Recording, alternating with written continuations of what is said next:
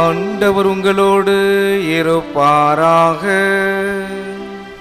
உம் ஆன்மாவோடும் இருப்பாராக.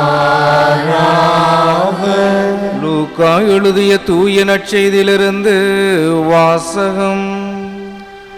ஆண்டவரே மாட்சி உமக்கே. அக்காலத்தில் இயேசு தம் சீடர்களை நோக்கி கூறியது: எருசலேமை படைகள் சூழ்ந்திருப்பதை நீங்கள் காணும்போது அதன் அழிவு நெருங்கி வந்துவிட்டது என அறிந்து கொள்ளுங்கள். அப்போது யூதேயாவில் உள்ளவர்கள் மலைகளுக்கு தப்பி ஓடட்டும், நகரத்தின் நடுவில் உள்ளவர்கள் வெளியேறட்டும், நாட்டுப்புறங்களில் இருப்பவர்கள் நகரத்திற்குள்ளே வர வேண்டாம், ஏனெனில் அவை பழிவாங்கும் நாள்கள்.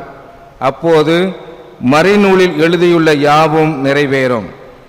அந்நாள்களில் கருவுற்றிருப்போர், பாலுவூட்டோர் ஆகியோரின் நிலைமை அந்தோ பரிதாபம். ஏனெனில் மண்ணுலகின் மீது பேரிடரும் அம்மக்கள் மீது கடவுளின் சினமும் வரும். அவர்கள் கூரான வாளால் வீழ்த்தப்படுவார்கள். எல்லா நாடுகளுக்கும் சிறைபிடித்து செல்லப்படுவார்கள். பிற இனத்தார் காலம் நிறைவு பெறும் வரை எருசலேம் அவர்களால் மிதிக்கப்படும். மேலும் கதிரவனிலும் நிலாவிலும் விண்மீன்களிலும் அடையாளங்கள் தென்படும்.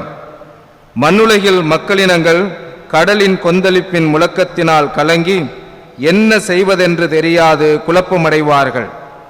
உலகிற்கு என்ன நேரிடுமோ என எண்ணி மனிதர் அச்சத்தினால் மயக்கமுறுவர். ஏனெனில் வான்வெளி கோள்கள் அதிரும்.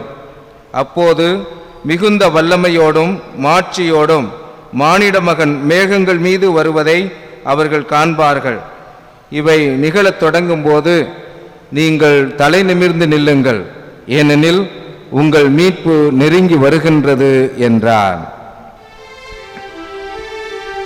ஆண்டவரின் அருள்வாக்கு.